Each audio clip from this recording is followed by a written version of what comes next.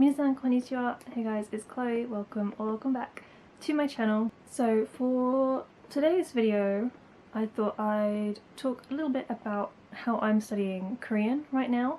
So I did pick up Korean again this year. I didn't really study it for a long time while I was at language school because obviously, you know, I was at language school, so Japanese was taking up most of my time. But now I'm done with school, I have more time to explore other languages. So I'm back with studying Korean, but I am studying Korean through Japanese. So I am currently language laddering, language stacking. There's different ways to call it, but it's basically learning a third language through your second language, learning your fourth language through your third language, etc. So Japanese is my second language, so I'm learning Korean, which is my third language, through Japanese. So I have some resources to share, so maybe if you're also learning Japanese and you want to learn Korean, maybe some of these could be useful for you as well. So I will start with this series, Tonoshiku Manabu Kankokugo, which is also available in English. So even if you're not learning Japanese or you don't know any Japanese and you want to use these books, they are available in English.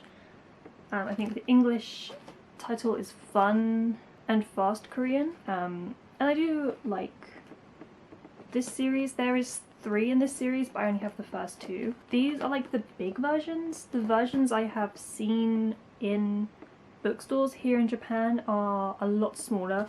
They're more like this size. So I don't know if it's like a difference in publisher or what, but if I can like find a picture of the other version, I'll like put it here so you can see the difference. Yeah, I do like this series. I finished the first one and how far did I get? I started the second one, and I did actually bring these with me from England. So I've had these for a long time, but I've not been the most consistent with Korean. But you basically get vocab at the start of each chapter, and then like a conversation, and then each chapter in this one has 4 grammar points. They don't go into loads of detail. You can see it's like half a page per grammar point, but there is, you know, lots of practice for each one, which is good. But then, you know, the explanations can be quite brief, you know, pros and cons. And then there are a couple more like conversation activities. There's more like reading, writing practice as well, and like the later parts of the chapter, and like comprehension questions and things. Listening, that's, yeah, this page is listening. I think this publisher is by Darakon, which I think is quite accessible. So even if you don't want it in Japanese, if you want it in English, I think it should be not too tricky to get hold of. Yeah, they're solid books, but like I said, there's only 3 levels. Or at least last time I checked there were only 3 levels. I don't think I've seen a 4th one. So it's only kind of beginner, very basic beginner stuff, which is why I have kind of, not like given up, but like moved away from using that series, because a lot of Korean series now will have, you know, like a full series, like from beginner to advanced. So I have switched. My plan was to switch to the Dekiru Kankokugo series, but I have instead moved to this Step Up Kankokugo series. So there are 5 books in this series: beginner 1, beginner 2, intermediate 1, intermediate 2, and then the 5th book is just kind of advanced. So I have the first 2, I finished the first one. I've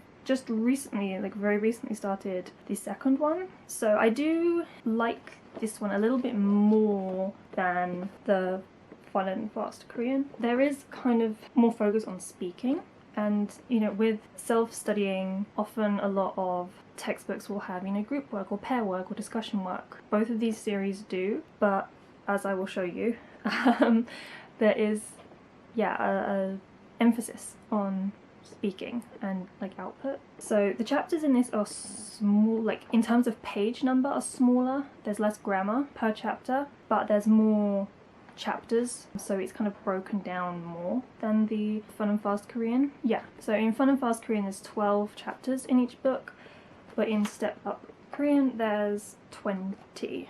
So yeah, it's broken down a bit more. So you start with the vocabulary, and it has nice pictures and lots of colour.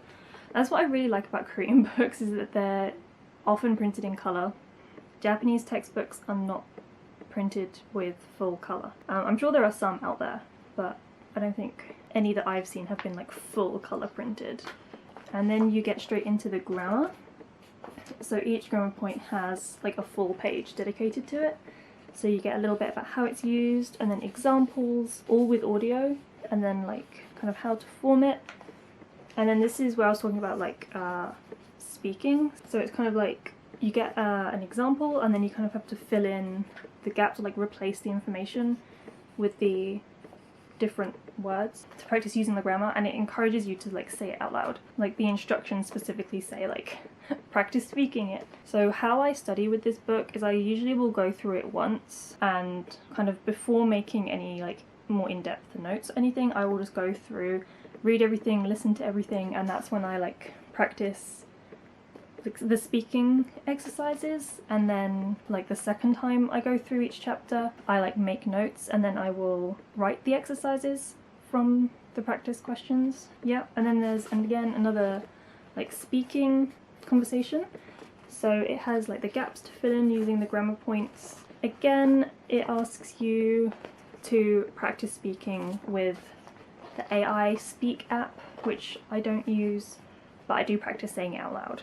And then there's usually either like another conversation or like a reading passage, and then questions, which you're then, you know, supposed to discuss with the people. But if you don't have people to discuss with, you can just, you know, kind of answer the questions on your own. And then there's usually again like listening questions and reading, and then like a checklist.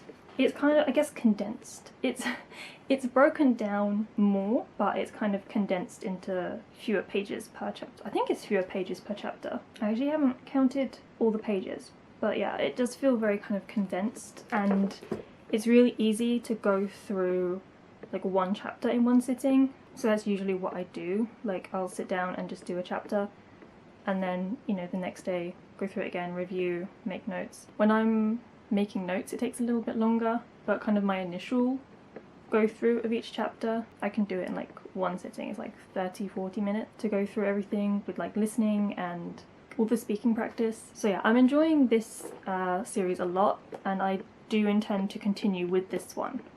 So for the intermediate level and the advanced level, I'm planning to continue with this series.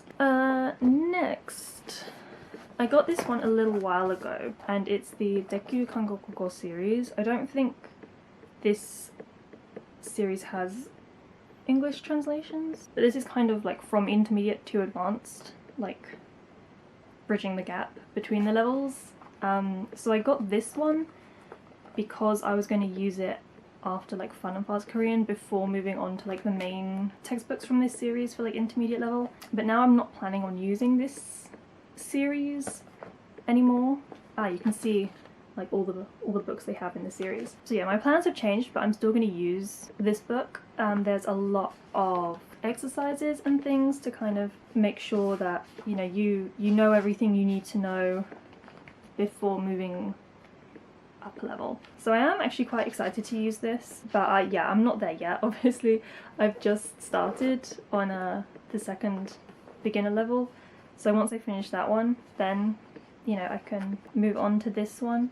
But yeah, it looks like a good little book. Quite dense, like, you know, there's a lot of activities on each page, but I am looking forward to, you know, kind of getting into it, because I'm not sure exactly when I'll be done with like the beginner 2 book, but I'm hoping it won't take me too long. And then another one from the Dekkyu Kangokugo series is the word book. So this is, you know, your standard vocab book. Gives you the Japanese, gives you the Korean, various topics. I think this includes all the words that are used in the Dekkyu Kangokugo beginner book. So I mean, there's not really much to say about this one. It's a vocab book. It's the same as every vocab book. Yeah, I haven't been studying like too rigorously with this one. I have very slowly been making flashcards on Anki, but I'm probably going to get more use out of this once I finish like the main textbook that I'm using at the moment, and then I'll go through this and kind of fill in the gaps, I guess. And then these last books, I guess they're technically not Japanese. There's very little translations in these ones. Like the questions and everything is all in Korean. literally only the vocab that they will have translations for, and that includes English as well. So it's these reading with culture. So again by Dara Kwon. I like their books a lot for Korean. I do enjoy their books. So there are 6 in the series for this one, and where did I get to? I'm like nearly done with the first book. So there's 40 chapters. It's 40 chapters. I'm nearly done. I think I've got like a few, I think I've got like 6 left to finish. I think I did go through all of these before, but because obviously I took a long break, so I'm kind of going through them again. So yeah, they, you know, cover a range of topics. So for example, this one is like food, so you get a nice big full color picture, and this is where, this is where you get the vocab. So you do get translations in the little vocab section at the very beginning, but then everything else, like all the questions and everything, it's all in Korean. And then yeah, the passages get longer the further you go. Like, you know, the first chapter, the first one is very, very basic, and as you go, you know, they get longer, they get more complicated, and then yeah, you get the kind of comprehension questions. So in level 1, there's only like 1 page of questions. So like in level 1 it would just be this page, but then in level 2 you get extra questions. Wait, there can't still be 40. How many chapters are there in this one? Okay, so there's 28. So I think I said there were 40 in each. That was a lie. There's 40 in this one. There's 28 in this one. I don't know about the other levels. I think I still have 3 and 4 at my mum's house, but I don't have them on hand. So yeah, what I do with these ones, I mean, it's pretty straightforward. I do the kind of vocab exercises, you know, like the pre-reading questions, and then again there's audio, so I will read and listen, try and read it out loud myself, listen again. I still find Korean pronunciation very difficult. I think my pronunciation is not very smooth, so that's why I'm trying to practice speaking, and that's why I like these step up Korean books, because there is an emphasis on speaking, on saying things out loud. And then yeah, once I've kind of read through it a few times and listened to it a couple of times, then I'll do the questions, the comprehension questions. So yeah, that's everything that I'm doing right now with Korean. Oh, I forgot to mention, oh my god, I forgot to mention the King Sejong Institute online, on their website, they have full Korean courses from beginner to advanced, and it's all free. I've also been using that every now and then. I'm kind of focusing more on step up Korean, like textbook, but I think especially when I finish that, I will use King Sejong to like kind of review everything, because there's a lot of like interactive exercises as well, which is really good. And you can like download all the textbook PDFs and things for free on their website. Yeah, that's really, really good.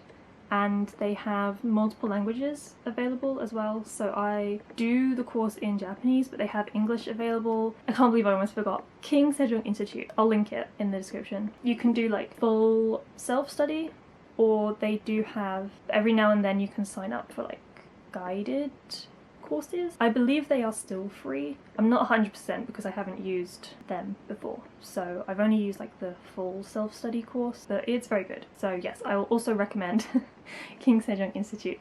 Oh, and then oh my god, I can't, this is why I need to like write shit down because I can't remember anything. The Korean Town app, I think I mentioned it in my last video. Korean Town, they have the vocab for all of the topic levels. So I've been going through topic 1, so I'm still not like super far. I'm making like steady progress. And that reminds me that I need to do my Korean Town vocab today. Okay, I think now I've remembered everything. So yes, yeah, I think that's everything. So yes, thank you for watching. If you're learning Korean, or if you're lettering any languages, let me know what languages you're lettering. I'd be really interested to know like what pairings are out there. Yes, thank you for watching, and I will see you again in the next video.